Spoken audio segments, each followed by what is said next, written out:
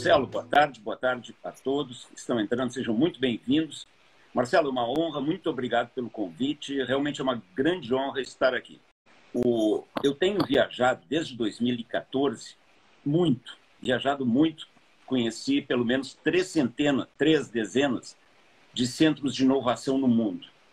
Vale do Silício, Israel, China, Europa, de uma forma geral. E quando se vai na Ásia, por exemplo, e mesmo nos Estados Unidos, mas principalmente na Ásia, você vê as pessoas tratando as empresas de uma maneira muito mais séria do que nós fazemos aqui.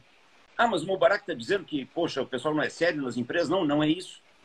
Mas eu estou dizendo que o mercado, de uma forma geral, a mídia, de uma forma geral, consultores, de uma forma geral, escritores, todo esse público que faz o mindset, a mentalidade dominante, ele tem tratado em outros lugares as empresas de uma maneira muito mais séria. E as nossas empresas aqui no Brasil, que é onde eu trabalho, onde eu vivo, onde eu estou todo dia, elas têm problemas graves, muitas vezes, em todos os portos, viu, Marcelo? Desde empresas de 50 milhões de receita anual até empresas de bilhões. Essa turma toda faz parte do meu portfólio. Eu estou há 23 anos no mercado, mais de 170 empresas, e é isso que eu vejo todo dia, Marcelo. E eu vejo as empresas com problemas graves de caixa, com problemas graves de vendas, com problemas graves numa área que é muito pouco falada, talvez porque ela não seja tão glamurosa quanto vendas, que é a área de compras, com problemas graves, quem tem, e o varejo tem, e as fábricas têm, de gestão de estoques. E boa parte da energia dessas empresas, dos seus executivos de primeira, segunda, terceira linha, dos seus acionistas, é perdida com muito mimimi, muito politicamente correto, com muita frescura, com muita babaquice, que não acrescenta nada nos resultados das empresas. Então, o meu conselho, como consultor e como brasileiro, como cidadão, é que, olhando para boa parte do mundo, como os caras estão tratando os negócios, e olhando como nós estamos tratando os nossos negócios, a minha mensagem tem sido, não agora, na pandemia, na crise econômica, na crise médica, mas há muitos anos, Marcelo. Há muitos anos. E quem me acompanha sabe, você sabe, seu pai sabe. A mensagem tem sido volta para o básico, volta para o básico. E talvez agora, infelizmente, nessa pandemia, nós tenhamos um terreno mais fértil para isso. Sabe que a gente tem conversado bastante e eu gosto muito da tua definição sobre lucro, né? Que para alguns parece que o empresário que busca o lucro, ele é quase uma ofensa, né? Como tu vê o lucro para um empresário e para uma empresa? Há alguns anos, eventualmente eu ministro uma cadeira, uma disciplina em MBAs. E, normalmente, quem participa desses MBAs são pessoas já acima de 30 anos, são filhos de empresários, herdeiros, empresários, microempresários, empresários grandes, esse público, executivo, como essa turma que está nos ouvindo e nos vendo agora. E, às vezes, algumas perguntas me incomodam bastante, me assustam bastante. Me incomodam no sentido de me assustam. Por exemplo, o pessoal chega para mim, MBA, o pessoal chega para mim e pergunta assim, ô Mubarak, o que é uma empresa? Esperando que eu fale, Marcelo, em inovação social, empresa social, esse monte de adjetivos e substantivos que não acrescentam nada. Sempre que você coloca um adjetivo ao lado de um substantivo, você derruba com o substantivo. Justiça é justiça, não tem justiça social. Justiça é justiça, seja para quem for. Não tem lucro social, tem lucro. A pergunta, o que é uma empresa? Uma empresa é apenas um investimento financeiro. Você tem dinheiro, você pode comprar ouro, você pode comprar prata, você pode comprar um cavalo de corrida, você pode comprar o passe de um jogador de futebol, você pode colocar em CDB, você pode comprar títulos do governo, ou você pode abrir uma empresa. Então, uma empresa é simplesmente uma maquininha onde entra capital e tem que sair capital, mais capital ainda. Isso se chama produtividade. Nós não falamos, você pode olhar, a gente fala em caixinha de reclamações das empresas, temas transacionais, esse monte de palavras que não serve para nada. Mas a gente não fala do básico. Qual é o básico, Marcelo? E todo. O básico é produtividade. O Brasil ainda é um país pobre, ainda é um país que luta com muitas dificuldades, porque nós não falamos em produtividade. Exato. Sindicato quer aumento, todo mundo quer aumento, todo mundo quer que a empresa faça doação. Então, uma empresa é apenas um investimento financeiro. Aí teve um sujeito que me perguntou assim, filho de um empresário, Marcelo, filho de um empresário. Ô, Mubarak, quem são os donos de uma empresa? Diz para ele, é quem está no contrato social. Não, mas não é a comunidade, não é o país, não é o...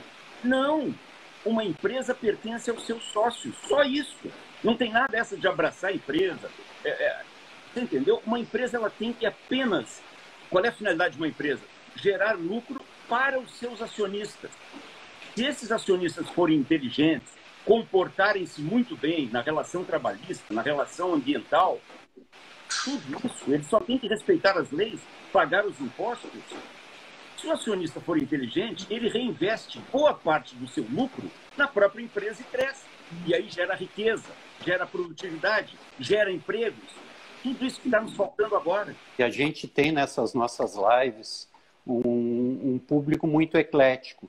Nós temos desde corretores de seguros e corretoras de seguros, muitos prestadores de serviços, advogados, enfim, a gente tem um público muito eclético, como eu falei. E o que é importante, né, nessa conceituação? Que independente da pessoa que está nos assistindo ser um empresário ou ser um executivo, eu acho que todos têm que galgar o crescimento dessa empresa, porque com isso todo mundo cresce, desde o do mais simples colaborador até o acionista, como tu colocou.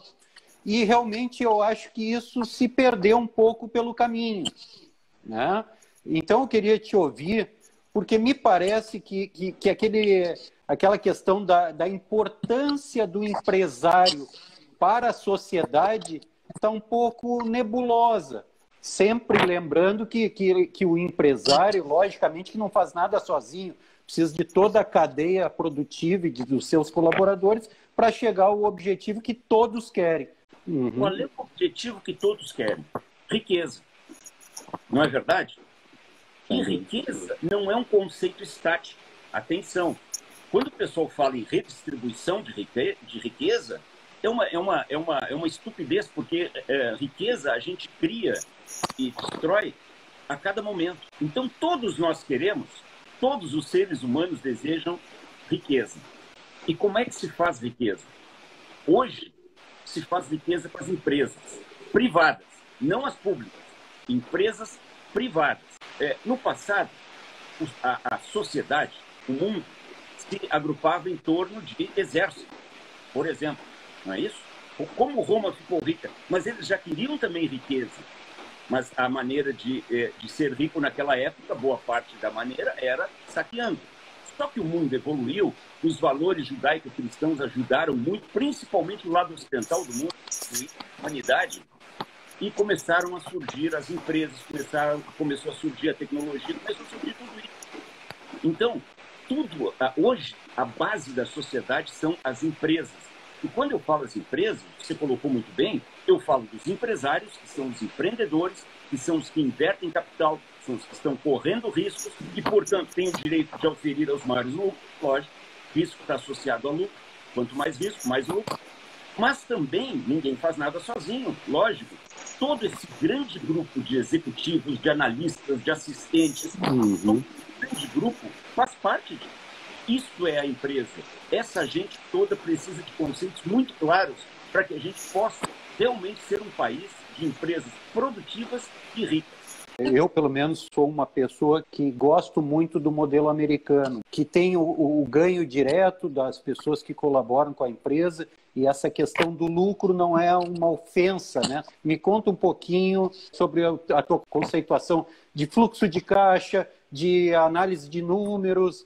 Sempre no início do meu trabalho em qualquer empresa, O cara me chamou para um problema de vendas, o cara me chamou para um problema de compras, o cara me chamou para um problema de produtividade em geral, chacoalha a minha empresa. Os pedidos são os mais variados. E aí, independentemente desses pedidos, o primeiro pedido que eu faço como consultor é este. Eu preciso ver o demonstrativo de resultados, com as projeções para o ano. Eu preciso ver o fluxo de caixa, padrão universal, com aqueles 3 blocos, e o balancete. Eu quero ver, em resumo, como a empresa é um investimento financeiro, eu quero ver onde está o dinheiro. Porque às vezes tem empresário que me diz, pô, mas deu lucro, mas cadê o dinheiro? O dinheiro sumiu. 99% dos casos, 99% dos casos, não tem um fluxo de caixa para me mostrar. Eles, olha, quando mostram... Que é incrível, né? O DRE.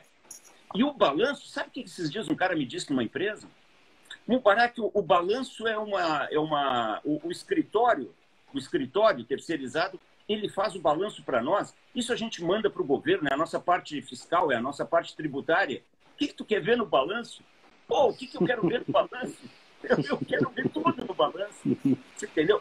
Mas por que isso? Porque, olha só, Marcelo, nós temos um gap na nossa educação, que é o gap da matemática. Nós somos um país onde 99% dos executivos, dos empresários, dos psicólogos, dos administradores, dessa turma toda, não tem muita intimidade, muito gosto pela matemática. Porque realmente pode ser um assunto aborrecido, ainda mais do jeito que é ensinado. Então, quando a gente vai para a empresa, o pessoal quer falar conceitos, o pessoal quer falar teoria, o pessoal quer falar da área de vendas, do lançamento de produtos, e tudo isso aí está certo, tudo isso é vital. Mas esse é o lado glamuroso da empresa, não é? Compramos uma nova injetora, abrimos uma nova loja, fizemos uma nova campanha de marketing, o nosso site está uma maravilha, o e-commerce está bacana. Tudo isso é muito importante, gente. Mas qual é o lado, entre aspas, aborrecido da empresa? É quando você chega e diz, bom, está tudo bem, está tudo muito bonito, está tudo muito bom, mas eu agora preciso ver o fluxo de caixa, eu preciso saber se todo esse glamour aqui está gerando dinheiro, porque é com dinheiro que se paga a conta. Tem empresa, gente, e olha, eu não tenho estatística, acho que ninguém tem, mas a minha experiência me autoriza a dizer que é a maioria que vive de paycheck em paycheck, vive com caixa para um mês.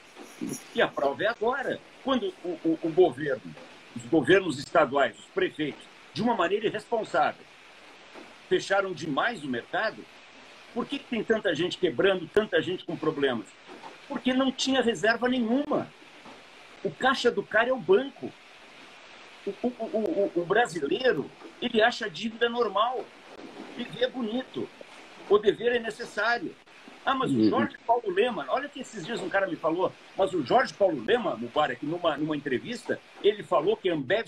Mas você vai se comparar com a Ambev, com a ABI, com o maior fabricante de bebidas do mundo, com os caras do 3D Capital que sabem muito sobre finanças.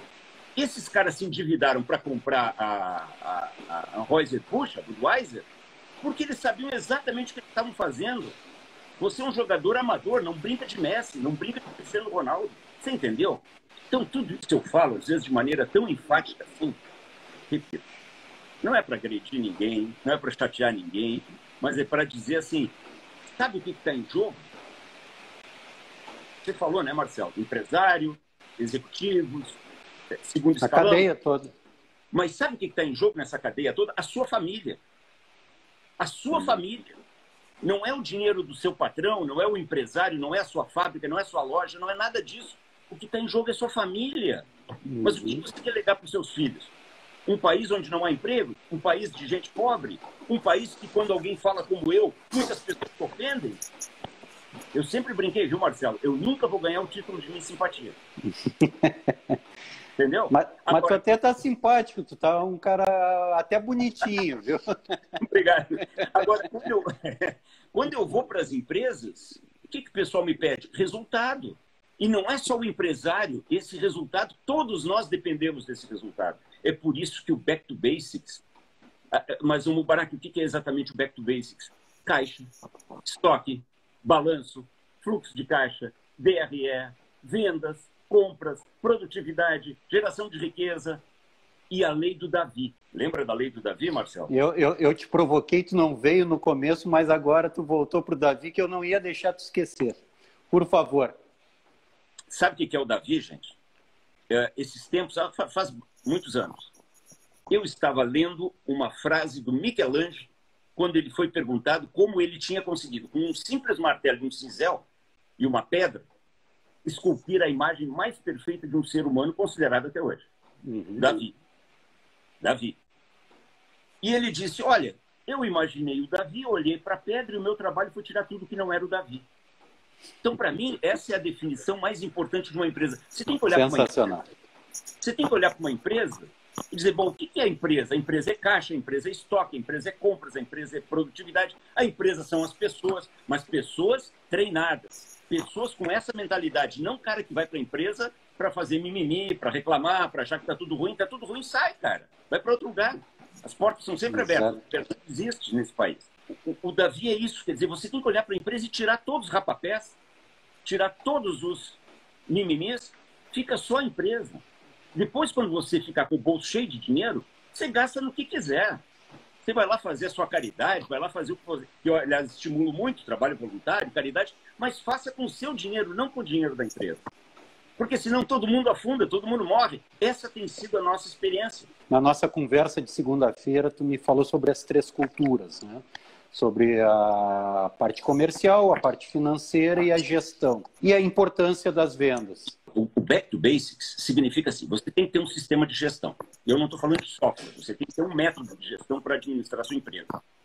E um método de gestão tem alguns pilares. Indicadores, padrões, planos de ação, e toda essa questão financeira que eu acabei de falar. Perfeito? Essa é a cultura de gestão. Bom, tem que ter a cultura financeira, que nós acabamos de falar. A cultura do caixa, a cultura do estoque, etc, etc. É bom repetir, porque eu espero que a turma aí esteja com um lápis e papel na mão, anotando algumas coisas, porque essa é a nossa função, que você, na segunda-feira, faça um plano de ação. E a terceira cultura, falei em cultura de gestão, cultura financeira, e a terceira cultura, Marcelo, é a cultura de vendas, a cultura comercial. Deixa eu dar um exemplo. Há 2 anos atrás, janeiro de 2018, eu estava numa empresa aqui no interior do Rio Grande do Sul e a empresa tem um grande cliente. O cliente número 1 da empresa, o cliente VIP da empresa. Uma fábrica. E esse cara, na sexta de manhã, janeiro, época de praia para gaúcho. Na sexta de manhã, ele, sem previsão nenhuma, ele tinha dado uma previsão ruim de compra para aquele mês, ele colocou um puta de um pedido.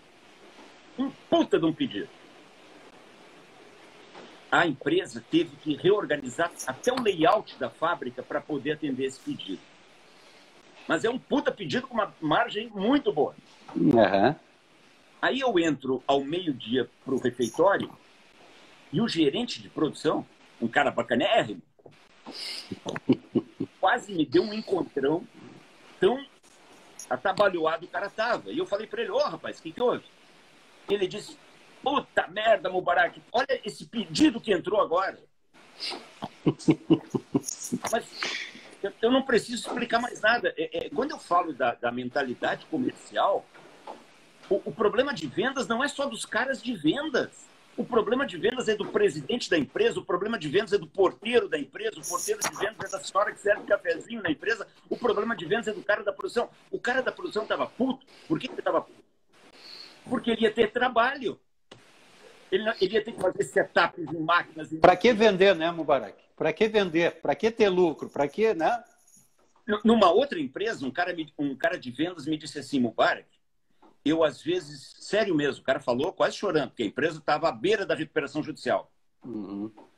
Ele disse assim, Mubarak, eu às vezes fico chateado quando eu fecho um pedido, porque eu sei o mundo de incomodações que eu vou ter dentro da empresa.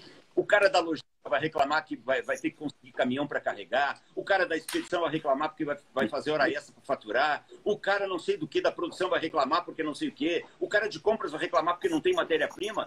Mas, gente, e outra, se alguém disser assim, não, mas isso é muito básico, como o Mubarak está falando, vai para dentro das empresas. Esses dias eu digo, olha, um cara que trabalha há 200 anos na mesma empresa, eu digo, olha, você conhece uma empresa, eu conheço 180. Então, não diga que isso é básico, não. Respeita os dados, não é a minha experiência, os dados. Eu vejo isso, Marcelo, todo dia dentro das empresas. O pessoal acha que vendas é um problema de vendas. Não é. Exato. Não é. Eu estou lendo um livro muito bacana sobre a Amazon. E na Amazon, o que diz o Jeff Bezos? Pô, vamos pegar o cara mais rico do mundo, a loja do mundo. O cara diz assim, todo mundo tem que trabalhar na empresa para reduzir custos, para que a gente possa passar essa redução de custos para o preço, para que a gente possa vender com facilidade. Sabe o que me disseram já muitos empresários? Mas, Mubarak, se eu baixar muito o preço, a venda fica muito fácil, qualquer um pode vender. Eu quero que o meu cara de venda se esforce.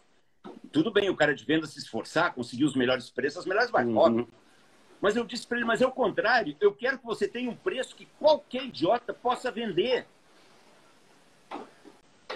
O preço é fundamental na questão das vendas. Quem disse isso? Olha, humildemente o Mubarak e o Jeff Bezos, estou bem acompanhado. Então, toda empresa trabalha para uma única finalidade. Lucro. E o lucro vem da onde? Da venda com margem. E a margem vem da onde? Do expertise dos vendedores. Se diz que tem muitos vendedores nos assistindo. Perfeito. Do expertise dos vendedores e dos custos.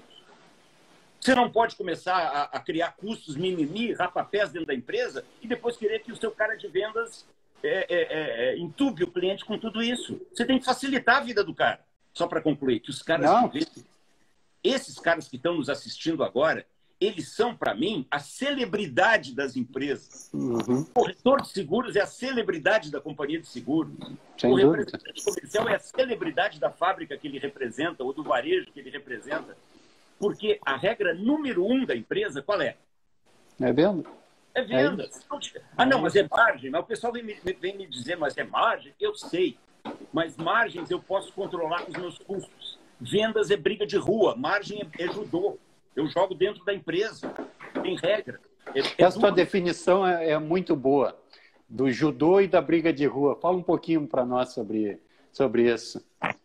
Da porta da empresa para dentro, seja essa empresa uma companhia de seguro, seja essa empresa uma empresa de previdência privada, um banco, um FDIC, uma fábrica, um varejo, da porta da empresa para dentro, Marcelo e pessoal, é o quê? É judô, é briga dura, mas tem regras, doeu demais ao dar um tapinha, parou, todo mundo se cumprimenta, beleza? Agora, da porta da empresa para fora, é briga de rua, é cusparada, é caco de vidro, é 10 contra 1, é baixaria. Eu, às vezes, fico olhando determinados cursos que as empresas dão para os vendedores, não só os vendedores, toda a equipe de vendas, e eu fico olhando para a cara dos vendedores e das vendedoras e fico pensando, puta, olha só, o cara está ouvindo esse monte de mimimi aqui, aí o cara vai sair daqui, vai pegar o produto dele, vai tomar um tufo lá no cliente, o cliente não vai atendê-lo, vai dar chá de banco nele, vai xingá-lo, vai falar mal da empresa dele. Essa é a realidade da venda. Então, o cara dentro da empresa ele tem que ser treinado para isso, para guerra, para guerra de rua, para street fight, para briga de rua. E não como se o mundo fosse colorido e bastasse só o cara de vendas querer vender que está tudo certo. O que tu acha do vendedor desmotivado, né? E aí eu já linko, né? Disciplina e motivação. Como é que a gente forma esse vendedor? Me conta um pouquinho desse perfil de vendedor que também é muito interessante. Eu não tenho dúvida que a nossa audiência vai gostar bastante. Marcelo, vou responder a tua pergunta, que é ótima, com um exemplo da vida real. Esses dias, faz, sei lá, 2 meses, 3 meses, antes da pandemia, eu li num site famoso, hein? Não vou dizer o nome para respeitar os caras, mas um site famoso, dizendo assim, olha, nós criamos um sistema de bônus, um sistema de remuneração variável para motivar a sua equipe de vendas. Se você está tendo problemas de motivação com a sua equipe de vendas, compre o nosso produto, que nós, com um sistema de remuneração variável, nós vamos resolver o seu problema. Eu diria o seguinte, se você tem uma equipe de vendas desmotivada, o seu primeiro problema não é com remuneração variável. O seu primeiro problema é com recrutamento e seleção. Remuneração variável tem que ser muito bem feita numa empresa, eu não tenho dúvida nenhuma disso. Eu gosto, Marcelo, quando eu vejo uma empresa que todo mundo ganha muito dinheiro. Eu adoro ver quando um vendedor ganha muito dinheiro. Mas que ele trabalha, mas o vendedor certo. E o que é o vendedor certo? É o vendedor que tem as suas motivações pessoais. Remuneração não foi feita para motivar pangaré. Vou repetir, remuneração variável não foi feita para motivar pangaré. Remuneração variável foi feita para premiar os grandes vendedores. Os caras que sabem que a motivação deles é a família deles. Não é a frutinha na empresa, não é bate-papo na empresa. Eles sabem que eles estão indo para uma guerra. Eles são pessoas duras. Eles são pessoas cascudas. Eles estão prontos a enfrentar porrada o dia inteiro. Esses caras têm que ganhar muito dinheiro. Então, remuneração variável não foi feita para motivar pangaré. Então, gente, mais importante do que motivação, que é um desses mimimis aí do momento, você tem que motivar os funcionários, não sei o quê. Motivação é um assunto pessoal. Que ou você tem motivação para sustentar, para dar um apoio para a sua família, para as pessoas que você ama, e dentro da empresa, você tem que completar isso aí com disciplina. Porque, meu amigo, muitas vezes, nem eu, nem você, Marcelo, nem essa turma toda que está nos ouvindo, tem dias que a gente não está afim de nada, é ou não é? Tem dias que não está afim de acordar, a gente está com um problema na família, a gente está com uma doença, a gente está com um problema financeiro, todo mundo está cheio de problemas. Então, se você depende única e exclusivamente de motivação, você está ferrado. Você não vai fazer, você não está motivado. Agora, se você é um cara disciplinado, você curte durante 1 minuto a sua mágoa, vai no banheiro, lava o rosto, bota uma roupa e vai trabalhar. E faz melhor do que sempre. Sabe que a gente, nas nossas conversas, a gente chegou no Bernardinho. Alguns que estão vendo a live devem estar rindo, que eu sempre falo do Bernardinho dos 3 Fs, né? Força, foco e fé, né? E eu fiquei feliz que tu também é um admirador dele, de alguns conceitos dele. O Bernardinho, eu o conheci em 2013, num evento na Bahia. Eu disse para ele o seguinte, eu disse, Bernardinho, eu tenho uma filha, e a minha filha está estudando engenharia da produção, e possivelmente ela se caminha um dia, depois de trabalhar aqui ou ali, para o ramo de consultoria.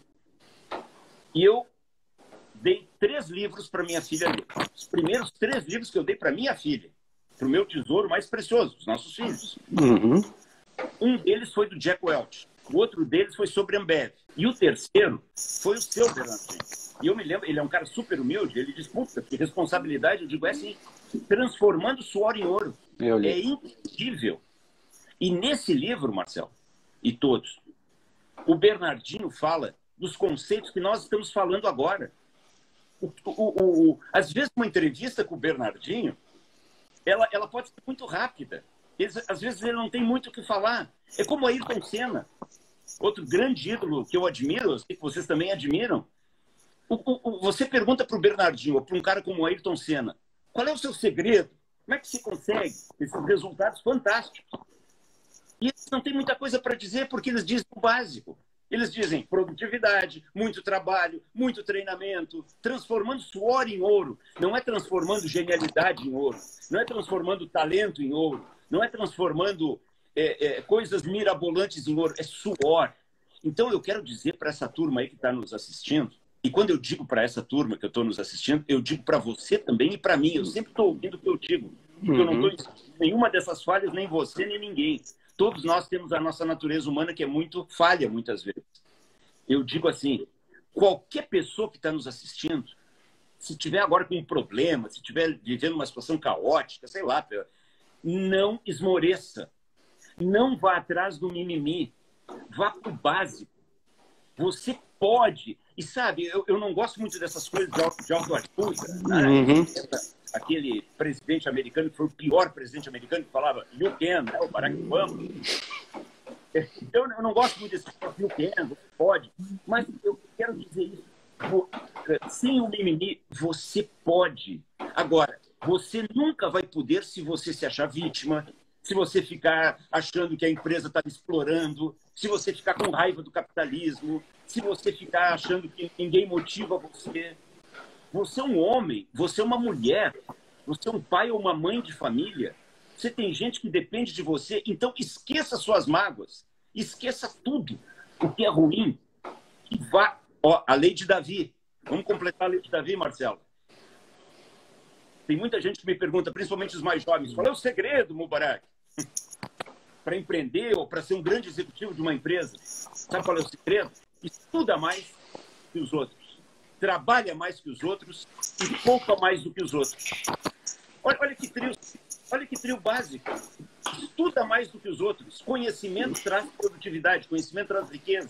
Aprende, estuda mais que os outros, trabalha mais que os outros. Gente, eu falei para o Marcelo na segunda-feira que quando eu visitei a China,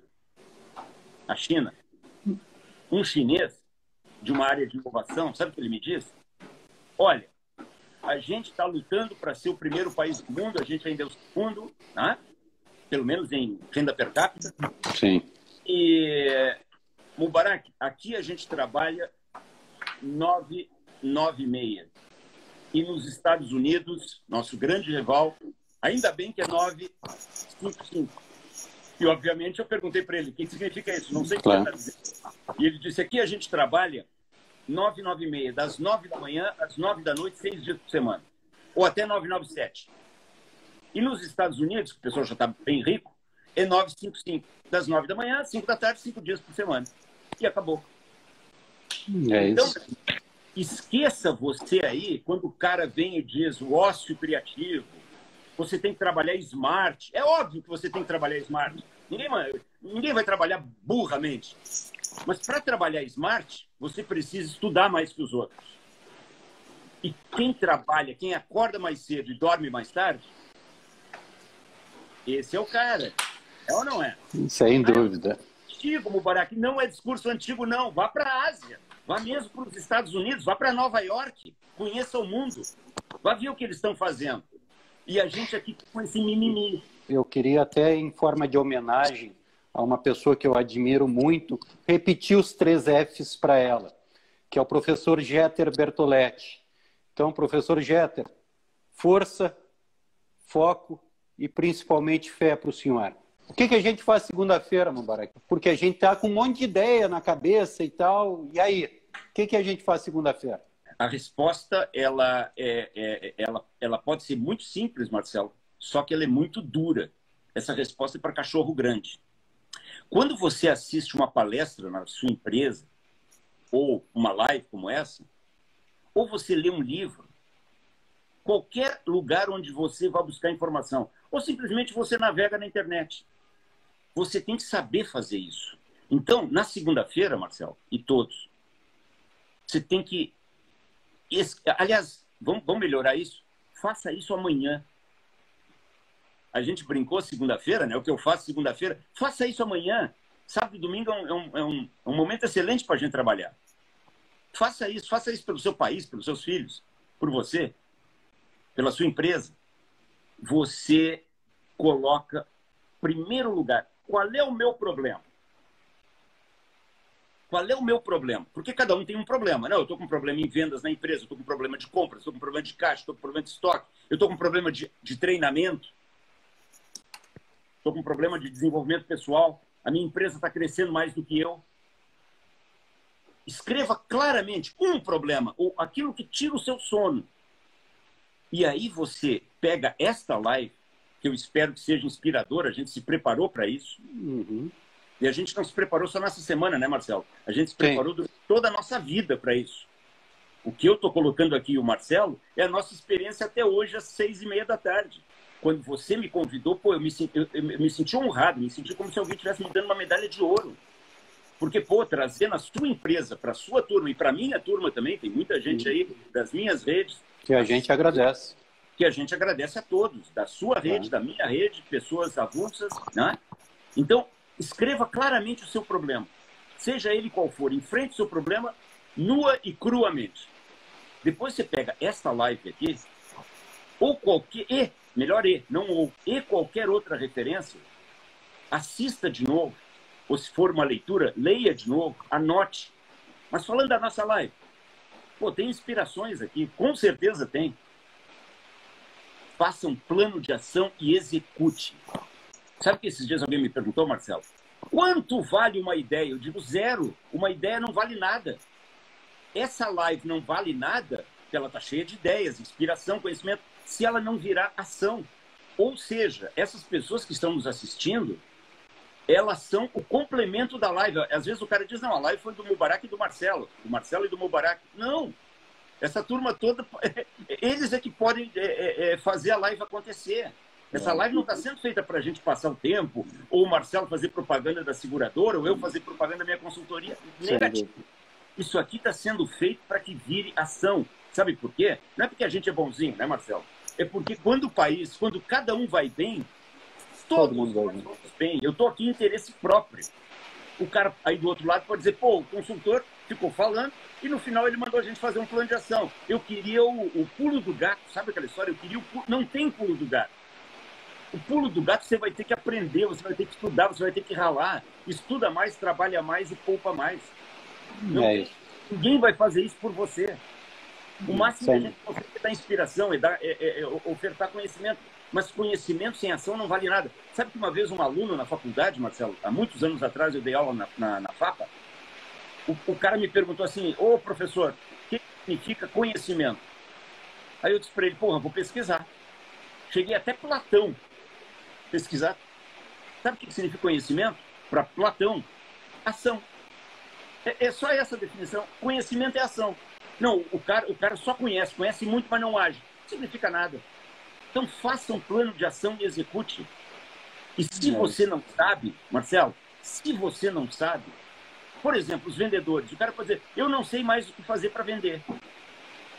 Sabe o que você tem que fazer quando você não sabe? O que você faz, Marcelo, quando você não sabe? Pergunta. Eu pergunto, estudo. Pergunta. Você sabe que eu sempre digo para os meus clientes, essa turma toda que está aí também, boa parte deles estão aí nos assistindo, e eles sabem disso.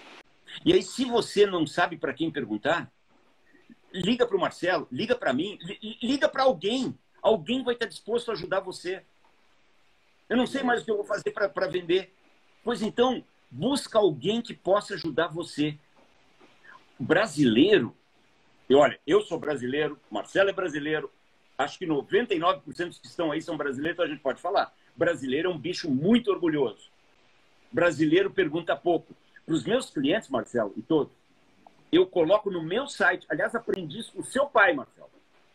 Aprendi isso com o senhor Sérgio. A primeira vez que ele me ligou, ele me disse, o meu celular está no site. Eu digo, porra, o empresário que bota o celular dele no site. Aí eu botei o meu. Hoje eu até estava discutindo isso com a minha filha. A gente está remodelando o site. Eu digo, não, o celular está lá. E eu sempre digo para todo mundo, o meu celular está 24 horas ligado. Porque o que me daria mais felicidade seria um cara me ligar às 2 da manhã. Não precisa ser meu cliente, eu não vou cobrar nada. Dizendo, Mubarak, eu preciso de uma ajuda. O que mais eu posso fazer? Como é que vai ser o mundo pós esse Covid? Se já faz as suas considerações finais. O mundo depois do Covid vai ser quase igual ao mundo antes do Covid. Pode anotar isso aí. Eu jogo a minha reputação nisso aí. Eu não estou alinhado com esses caras que vêm fazer terror nos sites, vêm fazer terror na internet, vêm fazer terror na mídia em geral, dizendo que agora tudo mudou, agora vai ser um novo mundo. Não vai, cara. Que isso? O mundo é um processo, Marcelo, e todos os amigos e amigas. O mundo é um processo.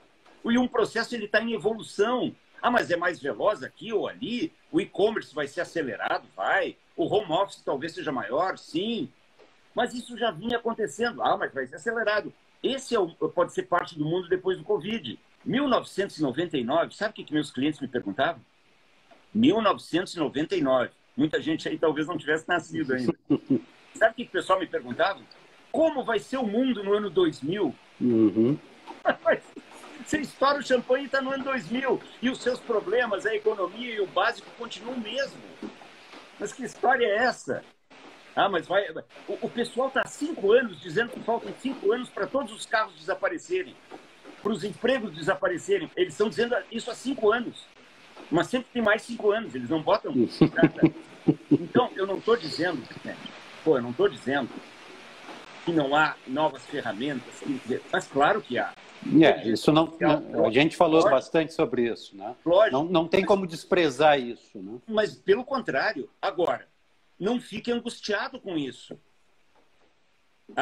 As mudanças, elas nem acontecem, as mudanças, a gente fala popularmente mudanças, o que acontecem são evoluções da humanidade. Ou, no caso agora, do Covid, em função de prefeitos e governadores irresponsáveis, que deixaram um monte de gente sem emprego e que vão matar mais gente com essa porcaria desse shutdown, desse lockdown do que com o vírus, o mundo talvez dê passos para trás. Negócios podem ficar seriamente abalados, como, por exemplo, o turismo. Mas eu não vejo, Marcelo, sendo bem claro, gente, um mundo 100% diferente, como tem uns idiotas dizendo aí. Não dê bola para isso aí, não dê bola para o negativismo. Prepare-se cada vez mais. E essa minha palestra, essa minha conversa, melhor dizendo, Marcelo, e todos, eu tenho há 23 anos na minha empresa. O que mudam são as ferramentas, mas o básico permanece o mesmo. Ou vai ter empresa sem caixa, ou vai ter empresa sem estoque, ou vai ter empresa sem compras, ou vai ter empresa sem vendas. Ou estudar demais, ou estudar mais, é um pecado, vai ser um pecado. Ou poupar. Ou poupar mais vai ser um pecado, ou trabalhar mais vai ser um pecado. Siga isso aí. As ferramentas vêm vindo, e até com tudo isso, estudar mais. Você conhece o que pode fazer com Big Data, você conhece com Analytics, com inteligência artificial. Por isso, viu, Marcelo, é que eu visitei tantos centros de inovação nos últimos 6 anos. Foi para que ninguém diga que esse discurso é retrógrado, é coisa lá. Não, não é. Eu sei mais sobre ferramentas do que muita gente. Então, eu estou dizendo, não vai haver toda essa mudança, toda essa transformação que muita gente está dizendo. As transformações são progressivas. Prepare-se para elas, mas sem terror. Mubarak, de coração, muitíssimo obrigado. Sexta-feira que vem, se Deus quiser, estaremos juntos. E, como muitos estão pedindo, quem sabe o Mubarak não volta para nos brindar num próximo momento. Um beijo em todos e, Mubarak, muito obrigado. Eu que agradeço.